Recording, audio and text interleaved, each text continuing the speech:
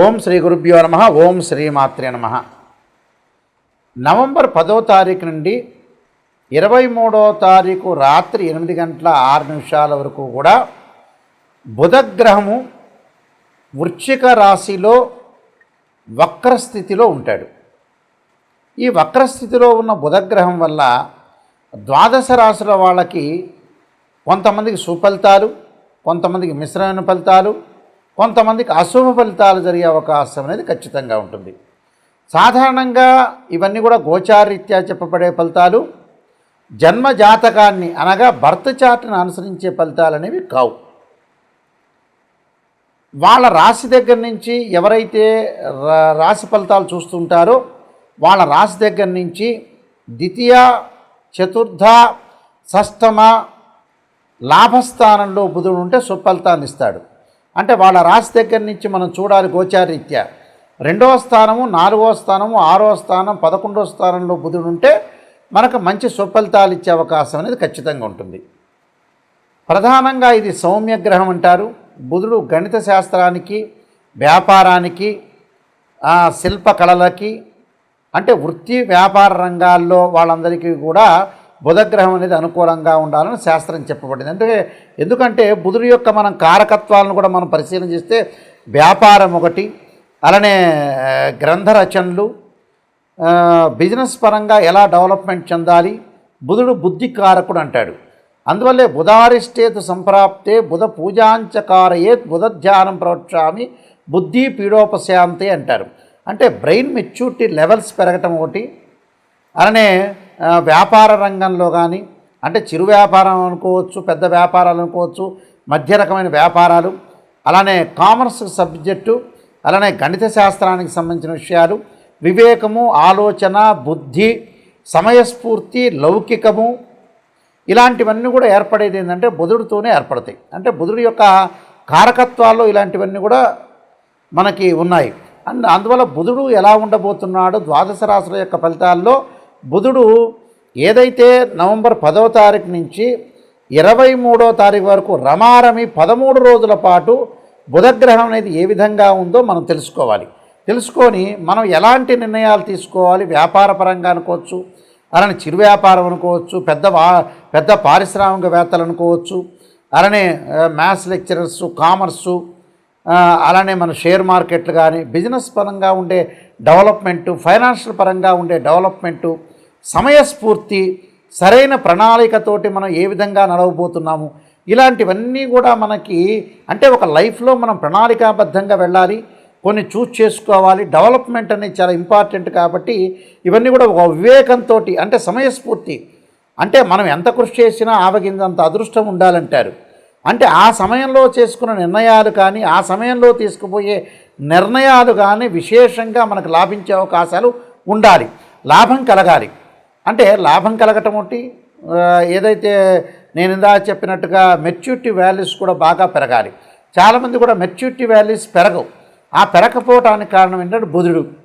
అంటే ఏదైతే మనకు బ్రెయిన్లో మనకు ఆలోచనలు ఉంటాయో ఆలోచనలు ఖచ్చితంగా పర్ఫెక్ట్గా సమయానుకూలంగా స్పందించడానికి బుధుడు కారణమవుతాడు టోటల్గా.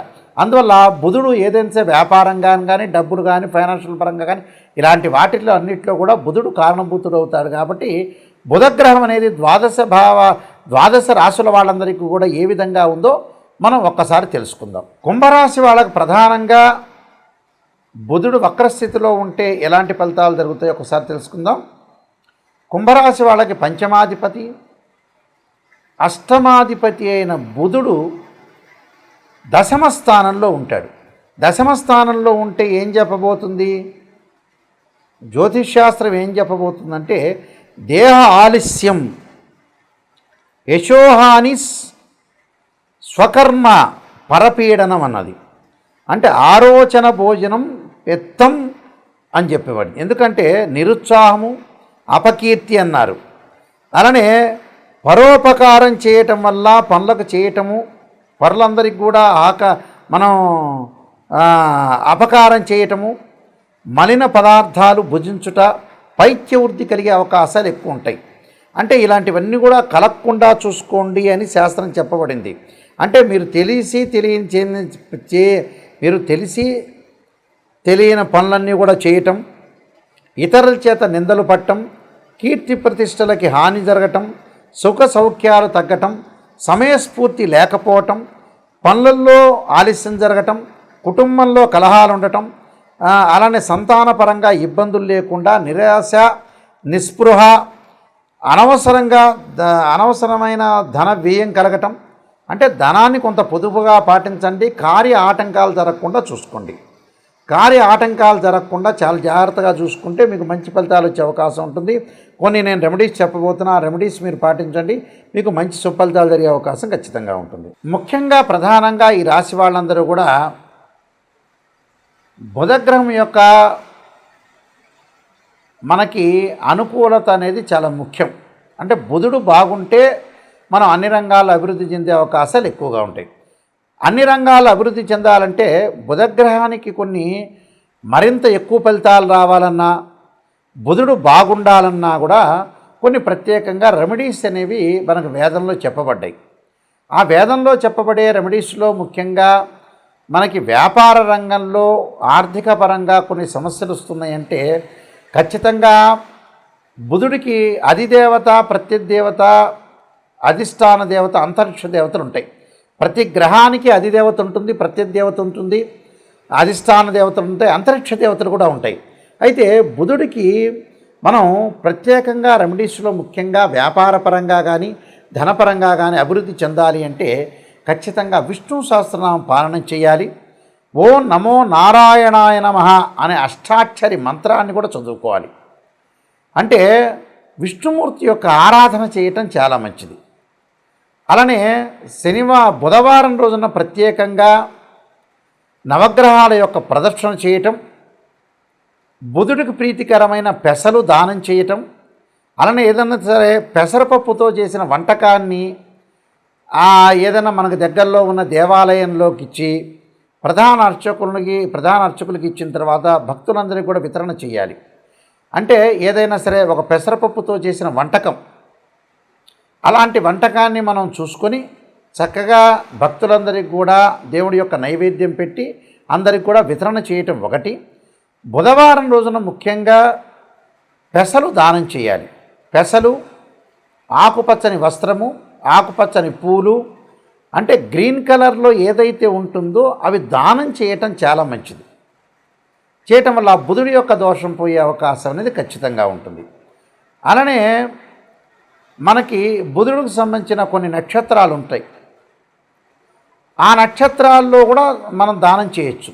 ఆ నక్షత్రాలు ఏమిటి అని అంటే ప్రధానంగా జ్యేష్ఠ నక్షత్రము, రేవతి నక్షత్రము, అలానే ఆశ్లేష నక్షత్రం. అంటే ఆశ్లేష, జ్యేష్ఠ, రేవతి నక్షత్రాల్లో కూడా చక్కగా మీరు నవగ్రహాల యొక్క ప్రదర్శన చేయొచ్చు, దానం చేయొచ్చు. పెసలు కూడా నైవేద్యం పెట్టి భక్తులందరూ కూడా వితరణ చేయొచ్చు. అంటే భక్తులందరూ కూడా పంచాలని అర్థం. బుధుడికి ప్రత్యేకంగా నేను చెప్పిన నక్షత్రాల్లో కానీ బుధవారంలో కానీ, ఇంకా బుధవారం ఆశ్లేష కానీ, బుధవారం రేవతి కానీ, బుధవారం జ్యేష్ఠ నక్షత్రం కానీ కలిసి వస్తే ఆ రోజున బుధుడికి అభిషేకం చేయటం చాలా మంచిది. ఎలా చేయాలి బుధుడి కంటే బుధుడి యొక్క మూలమంత్రాలు ఉంటాయి. ఆ మూలమంత్రాలు అధిదేవత, ప్రత్యదేవత, బుధుడి యొక్క గాయత్రి మంత్రాలతో అభిషేకమే కాకుండా బుధుడికి పురుషోక్తంతో కూడా అభిషేకం చేయొచ్చు. అంటే పాలు, పెరుగు, తేనె, నెయ్యి, చక్కెర అంటే పంచదార, పండ్ల రసం, చెరుకు రసంతో చేస్తే అభిషేకం చేస్తే బుధుడి వల్ల మనకి మంచి మేలు జరిగే అవకాశం ఉంటుంది. వ్యాపార అభివృద్ధి కలిగే అవకాశాలు ఎక్కువ ఉంటుంది. ధనం కలిసి వచ్చే అవకాశం కూడా ఖచ్చితంగా ఉంటుంది. అదే రోజున బుధవారం ఆశ్లేష, జ్యేష్ఠ, రేవతి నక్షత్రం రోజున మీరు ఇంటి దగ్గర ఒక మంత్రాన్ని చదువుకోవటం చాలా మంచిది. ఆ మంత్రం ఏమిటి అని అంటే ఓం నమో నారాయణాయ నమః అనే మంత్రంతో పాటు ఓం యక్షాయ కుబేరాయ వైశ్రవణాయ ధనధాన్యాధిపతే ధనం ధాన్యం సమృద్ధిమే దేహిమే దాపై స్వాహ అనే మంత్రాన్ని కూడా, కుబేర మంత్రాన్ని చదవటం వల్ల కూడా మీకు మంచి జరిగే అవకాశం అనేది ఖచ్చితంగా ఉంటుంది. అంటే బుద్ధి వికసించాలన్నా, వ్యాపారం బాగుండాలన్నా, సరైన సమయంలో సరైన నిర్ణయం తీసుకోవాలన్నా, బ్రెయిన్ మెచ్యూరిటీ లెవెల్స్ పెరగాలన్నా, అలానే విద్యార్థులు చేయొచ్చు, వ్యాపారస్తులు, చదువుకునే వాళ్ళు, ఎంప్లాయీస్ అందరూ కూడా బుధుడు అనే బుధగ్రహం అనేది చాలా అవసరం కాబట్టి వీళ్ళందరూ కూడా పాటించండి. మీకు బుద్ధి వికసించే అవకాశం అనేది ఖచ్చితంగా ఉంటుంది. మీ అందరికీ కూడా మంచి జరగాలని ఆశిస్తూ సర్వే జనా సుఖినో భవంతు.